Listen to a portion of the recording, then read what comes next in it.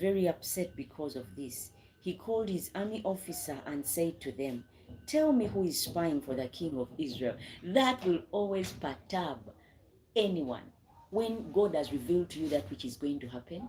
Now, one of my daughters was going to write her exams, and she's very prayerful, and she saw what would come, and then went to class and told her friends, "Guys, I think we should revise this topic." And they said no, they cannot bring that kind of work. It's so much the first classes that we attended.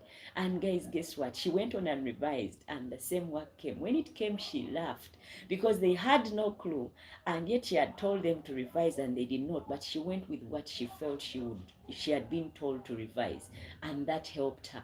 Now, each time we are attentive, we are sensitive to what God speaks to us, we are able to save ourselves from a lot of trouble, and this will always perturb those who are around us. I remember her telling me that people tell her and ask her at school that, "How is it you always perform well in all subjects?" And she's like, "Because of God."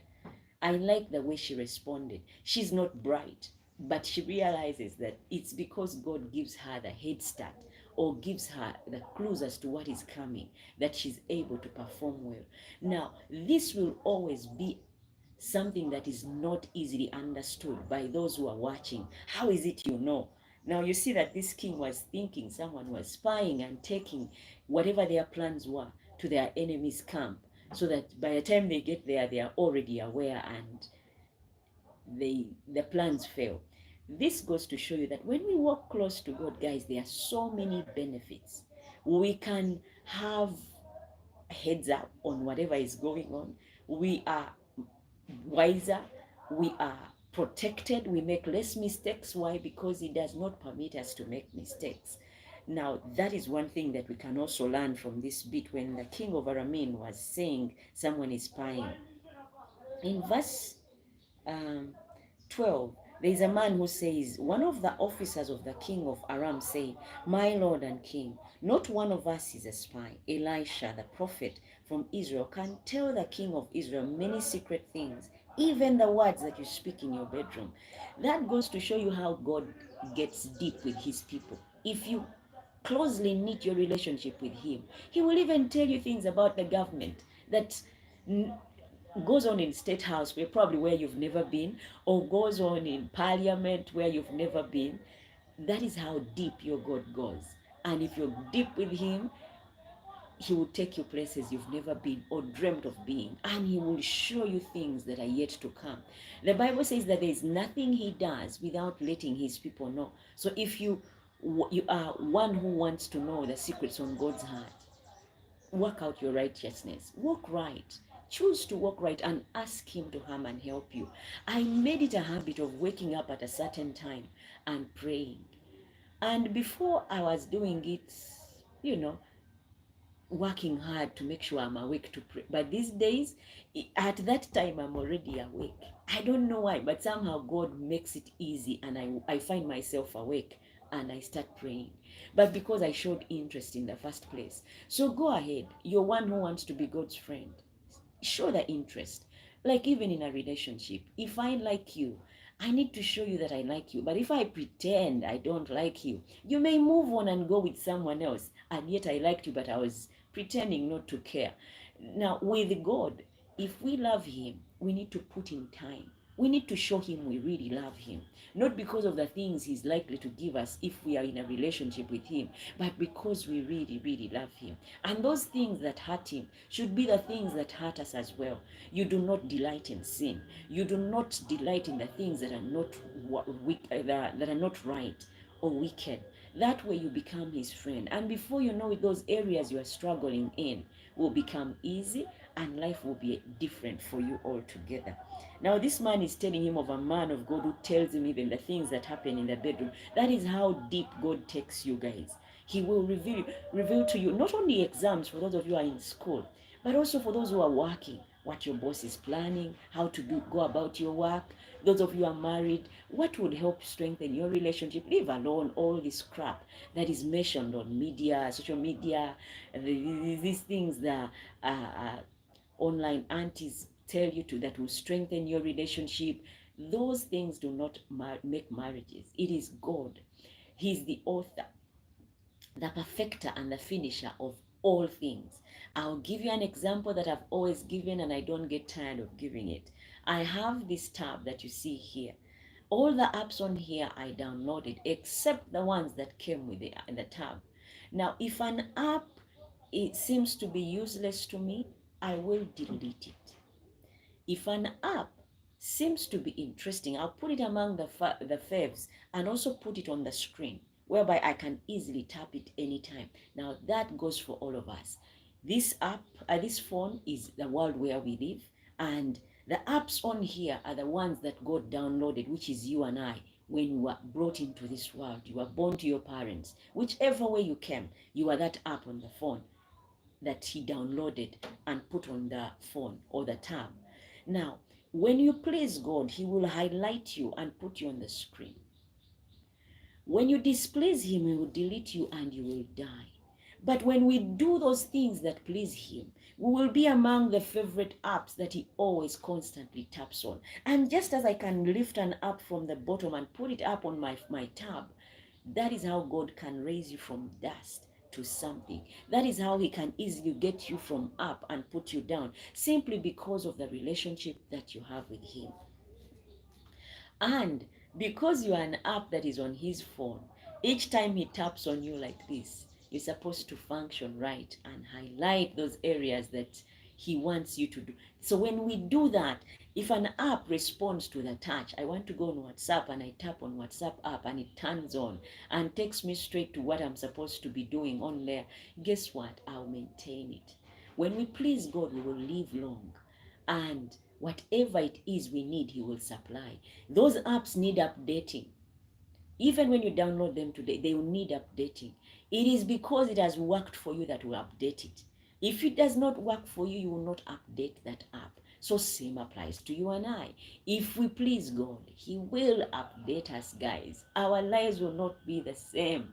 An update always makes the app function better. So if you are willing to work with God, you will function better because he will update you. He will not allow you to work on old software, because software that is old will make you work slowly and not as good. But updated versions of the apps are faster, they are quicker, they have better options.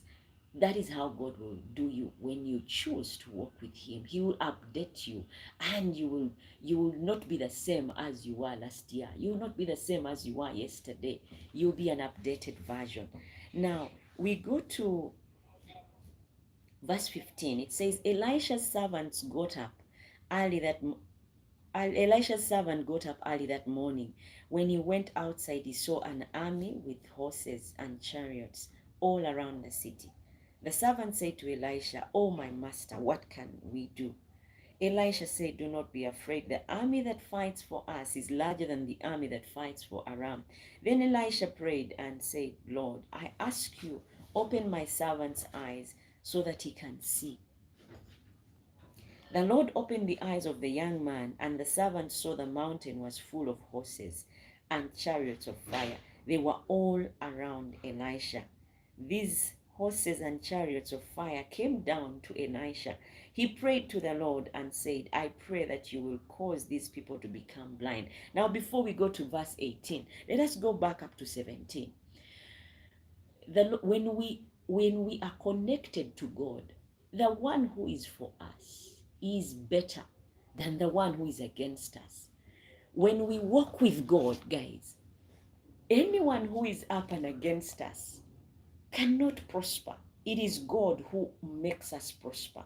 And the team that is on our side is always bigger than the one that is against us. Like it or not, guys, our God is able. And because he's able, he will always fight for us. He will speak for us. And because he's stronger, we've seen it with the children of Israel while they were fighting against all these other people that were coming up against them. When we choose to walk with God, He is the one who created everything. He is stronger than all those that are strong. Now that goes to show you guys that if he's on your side, no one can fight against you. The servant was scared because he did not know who was up for them. He was only looking at what was against them. May God open our eyes this day, that we may be able to see him that is on our side, so that we are not afraid of the things that fall ahead of us, but we may be strengthened and encouraged. Imagine you see the chariots of fire surrounding you. You would boldly walk into any storm and know that you will be taken care of, that no harm will come your way. Why? Because you have seen for yourself that God is able and he's on your side. Now, in verse 18 it says, because if we choose to see with our physical eyes, we will only see that which is up against us, and we will not see the end of it, who is going to fight for us, and what his ability is to save. In verse 18 it says, these horses and chariots of fire came down to Elisha. He prayed to the Lord and said, I pray that you will cause these people to become blind. When you are a friend of God, guys, you can ask God anything. You can speak anything and God will hear and do it. We don't see that immediately Elisha has seen soldiers coming and he got into a fast. No, he spoke and said, God, I pray that you will cause these people to become blind. And God just did exactly what Elisha asked. When we are friends of God, we can speak and God will always do what we have asked him to do. But again, we shouldn't use that in the wrong way, guys, whereby we go on cursing everyone. But Elisha was one man who demonstrated God. Remember when he found a bunch of kids that laughed at him and said, the bald-headed man? He said, but may bad things happen to you. And the bear came and tore them up and they all died. I'm not saying that was good, but that is a demonstration of the relationship you have with your God, that whatever you speak, he honors, because you've already paid the price of walking right with God. Now he asks God to blinden these men, and he did. Because it continues to say God did what Elisha asked. He caused the Aramean army to become blind. Elisha said to the Aramean army, this is not the right way. This is not the right city. Follow me. I will lead you to the man you are looking for. Then Elisha led them to Samaria.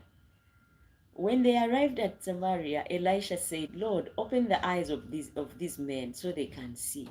Then the Lord opened their eyes, and the Aramean army saw that they were in the city of Samaria. It goes to show you that whatever you ask God, when you choose to walk with him, he will come in and do exactly as you've asked, however ridiculous it is. I remember he said at one time, Elijah said, may the ground open and swallow these people who are the false prophets.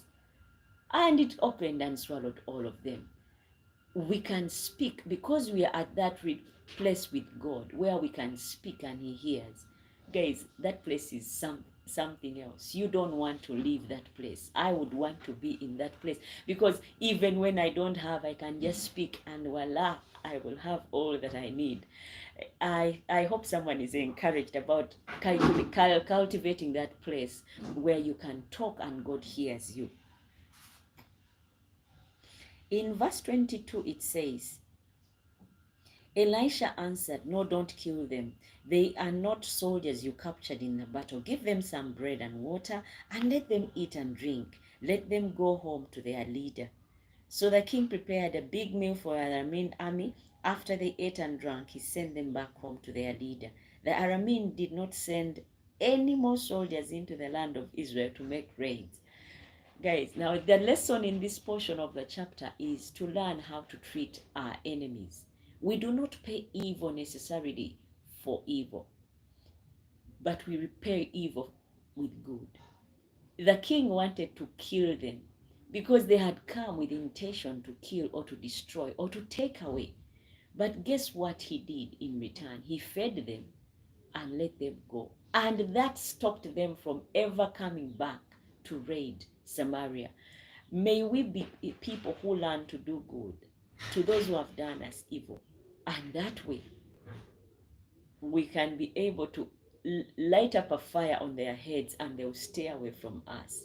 Because if they persist and do any further, then it will be God dealing with them directly. In verse 31, it says, the king said, may God punish me if the head of Elisha, son of Shaphat, is still on his head at the end of this day. The king sent a messenger to Elisha.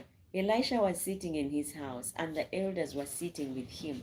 Before the messenger arrived, Elisha said to the elders, look, that son of a messenger, of a murderer, is sending men to cut off my head.